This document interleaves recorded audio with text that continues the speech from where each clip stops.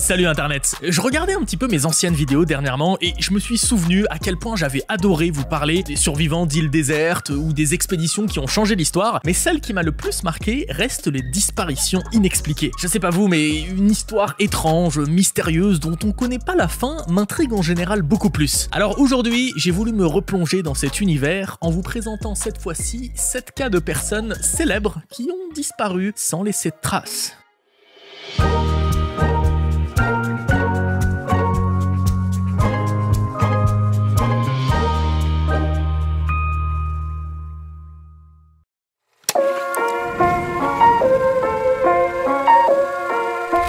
Harold Holt, beau gosse dans les années 40, commence son mandat de Premier ministre d'Australie en 1966. Il est le chef du gouvernement, quoi. Je vous rappelle, l'Australie est une monarchie constitutionnelle, parlementaire, fédérale. C'est compliqué, mais en gros, il y a la reine, le gouverneur général et le Premier ministre. En 1967, année clé de notre histoire, ce schéma ressemblait à ça: Elizabeth, Richard et Harold. Nous sommes le dimanche 17 décembre dans l'état de Victoria. Alec Rose, navigateur anglais, passe près des côtes australiennes avec son bateau alors qu'il fait son tour du monde en solitaire. Harold et 4 de ses amis se sont levés de bonne heure ce matin-là pour espérer le voir depuis la côte. Bon, ils n'arrivent pas à le voir, ils sont deg et repartent vers la maison de Harold qui se trouve à Portsea. Je vous montre un peu sur une carte parce que c'est assez intéressant, je trouve, ce coin. Melbourne, la capitale de l'état de Victoria, est au fond de la gigantesque baie de Port Phillip, fermée par une toute petite embouchure où beaucoup de navires ont d'ailleurs fait naufrage. Harold et ses potes étaient donc sur le bout de la péninsule et retournaient vers Portsea, ici. Sur le chemin, ils s'arrêtent sur la plage de Cheviot parce qu'Harold veut aller nager avant le déjeuner. La mer est agitée, les courants sont forts et ses amis insistent qu'il ne faut pas y aller. Holt s'en fout, il y va quand même. Son ami Alan Stewart se joint à lui mais reste près du bord par sécurité. Harold, lui, est allé plus loin et a disparu. Stewart prévient immédiatement la police. L'Australian Air Force ainsi que des avions civils survolent la plage et la mer. Des bateaux de la Royal Australian Navy arrivent au plus vite dans le coin et même des citoyens de la région accourent avec leurs bateaux personnels pour aider. Ajoutez à ça des soldats à pied, des policiers, encore d'autres citoyens volontaires, des plongeurs. Toute la côte environnante est ratissée au peigne fin sans succès. Le mardi 19 décembre 1967, Harold Holt est officiellement considéré comme mort, même si son corps n'a jamais été retrouvé.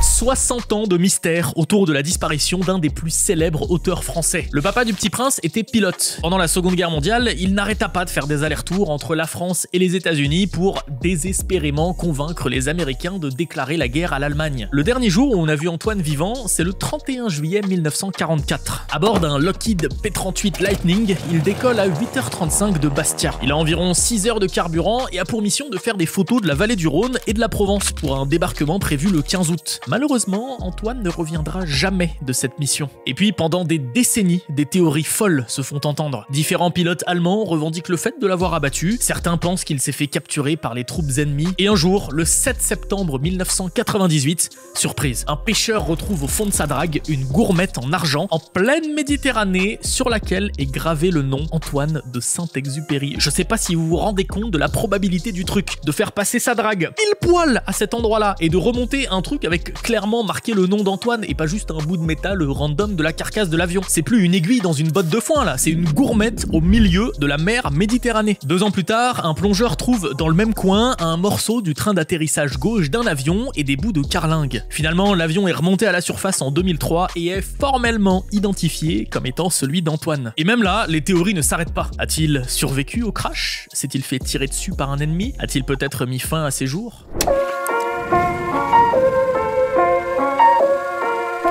On n'a que très peu de photos de Jair, donc ne soyez pas étonnés du manque de variété. Jair naît en 1935 à cet endroit. Actuellement c'est le Bangladesh, mais à l'époque c'était l'Inde britannique. Puis c'est devenu le Pakistan oriental en 1947, avant d'être le Bangladesh fin 1971. Et ça tombe bien, parce que notre histoire se passe exactement à cette période-là, à la fin de la guerre de libération du Bangladesh. Du 26 mars au 16 décembre 1971, les rebelles bangladais et l'armée pakistanaise sont en guerre. Les premiers veulent l'indépendance, les seconds ne veulent pas pas du tout en entendre parler. Jair est à ce moment un journaliste, écrivain et cinéaste très reconnu dans son pays. Il fait partie, avec son frère Shahidullah Kaysar, de l'élite intellectuelle. Il crée pendant cette guerre un film documentaire de 20 minutes qu'il appelle Stop Genocide et qui est trouvable sur YouTube d'ailleurs. Beaucoup tombent en admiration devant le talent de Jair, mais lui n'a qu'une idée en tête, retrouver son frère. Shahidullah est lui écrivain et activiste politique et disparaît mystérieusement le 14 décembre 1971. L'armée pakistanaise avait donné l'ordre d'abattre les intellectuels bangladais les plus connus, on pense qu'il en faisait partie. Le 30 janvier 1972, plusieurs semaines après la fin de la guerre, Jair reçoit un appel qui lui dit que son frère est bien vivant et qu'il est détenu avec d'autres prisonniers dans un quartier de la capitale, Mirpur, section 12. Il y va avec un convoi de véhicules et là, c'est le flou. Des témoins disent que le convoi s'est fait mitrailler, d'autres qu'une fois arrivé sur place, il a fait demi-tour à moitié vide. Dans tous les cas, plus personne n'a revu ce monument de la culture bangladaise à partir de ce moment.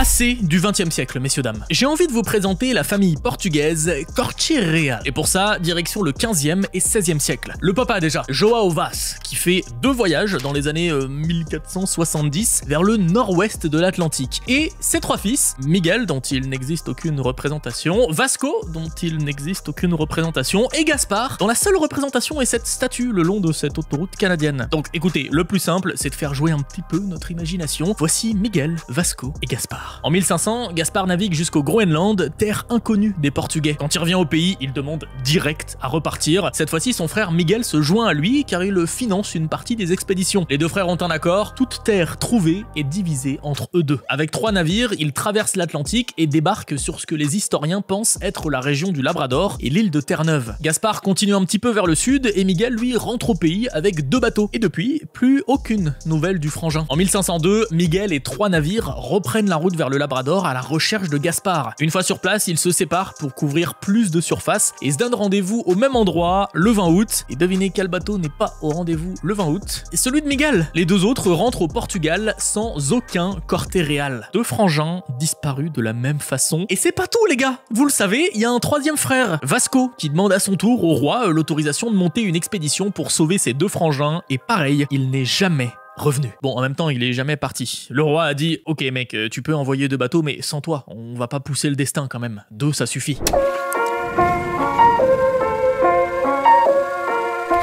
Amelia Earhart, l'une des plus grandes aviatrices de l'histoire, qui est notamment la première femme à traverser l'Atlantique en avion, a eu une fin tristement mystérieuse. En 1936, alors au sommet de sa gloire, elle se lance un nouveau défi, faire le tour du monde en avion. Après beaucoup de préparatifs, elle tente une première fois en mars 1937, et puis après un souci technique à Hawaï, cette tentative est abandonnée, et le 2e essai démarre fin mai 1937. Et je dis essai parce que malheureusement, Amelia et son navigateur de bord, Fred Nuna, ont disparu avant de finir. Le 2 juillet 1937, il décolle de l'aérodrome de Lae en Papouasie-Nouvelle-Guinée à 9h du matin, heure locale, direction l'île Hollande, un minuscule îlot paumé au milieu de l'océan sur lequel avait été aménagée exprès une piste d'atterrissage. Ils étaient obligés de s'arrêter sur cet îlot pour refaire le plein de carburant. Un navire des gardes-côtes américains les y attendait. S'en est suivi des échanges radio en mode vous êtes où on vous voit pas. Ben on est là, vous êtes où vous? Et puis plus rien. Si ce n'est des témoignages de personnes ayant entendu des messages radio,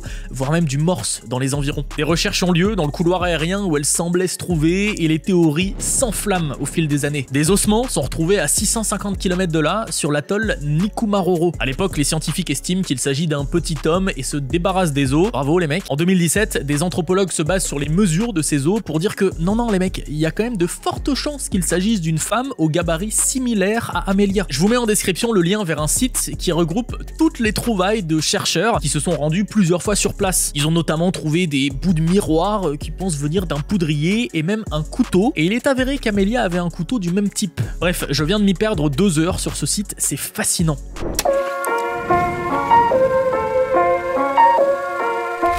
Pierre Bianconi, 1993. Pierre Bianconi était un footballeur corse. Malgré quelques séjours sur le continent, il a fini sa carrière dans son club de cœur, le Sporting Club Bastia. Il était connu comme étant un capitaine très actif, qui n'a peur de rien sur le terrain, au tempérament parfois un petit peu fougueux. En juillet 1993, il prend sa retraite et commence une nouvelle vie, consacrée à la gestion d'un restaurant et à l'éducation de ses 2 filles. Et puis, 5 mois plus tard, le 29 décembre, il lance un ordinaire à tout à l'heure à sa sœur, avant de prendre sa voiture voiture. Celle-ci sera retrouvée en janvier 1994 sur le port de Bastia, bien garée et sans aucune trace de lutte. Pierre, par contre, n'a jamais été revu. On dit qu'il était proche du mouvement nationaliste corse, donc les spéculations entourant sa disparition volent dans tous les sens. A-t-il été enlevé par des militants? A-t-il été tué parce qu'il avait un caractère un petit peu trop indocile? Personne ne sait. Pas de corps, pas d'armes du crime. La juge considère la disparition comme non élucidée et l'affaire est classée. Beaucoup trop mystérieuse, je trouve. Comment un mec, en 1993, peut s'évaporer d'un coup comme ça?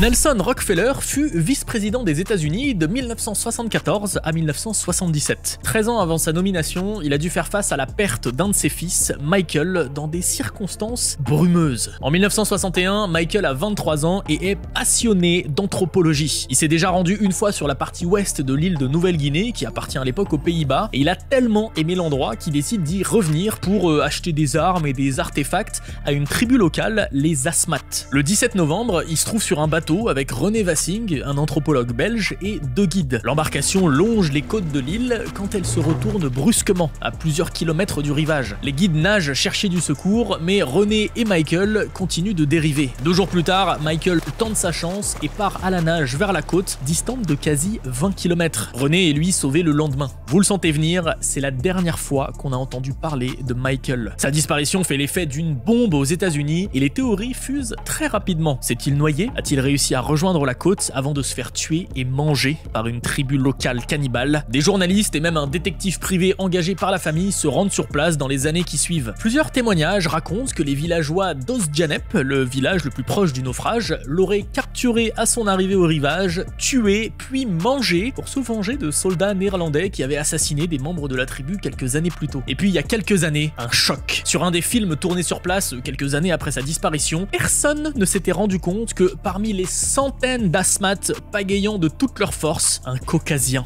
ayant une barbe. La barbe est très rare chez les Asmat qui sont également très foncés de peau. Imaginez juste une seconde que Michael se soit fait recueillir par une tribu une fois arrivé sur la côte. C'est complètement dingue. On a beau se dire, si c'est lui, pourquoi il est pas parti? D'accord, mais parti où? C'est un village paumé en pleine forêt à des dizaines et des dizaines de kilomètres de toute civilisation. Il va pas décider un matin de marcher sans savoir où aller. Enfin bref, cette histoire me fascine, il fallait que je la mette en numéro 1. Est-ce qu'un jour, on saura qui est ce mec nul là qui pagaye au milieu des autres? Je suis curieux d'avoir vos théories, n'empêche. En tout cas, n'oubliez pas que si la vidéo vous a plu et si vous ne suivez pas encore la chaîne, le bouton s'abonner ressemble à ça et se trouve juste en dessous de la vidéo. Vous pouvez cliquer dessus, c'est gratuit. Moi je vous dis à très vite pour une prochaine vidéo. Salut Internet.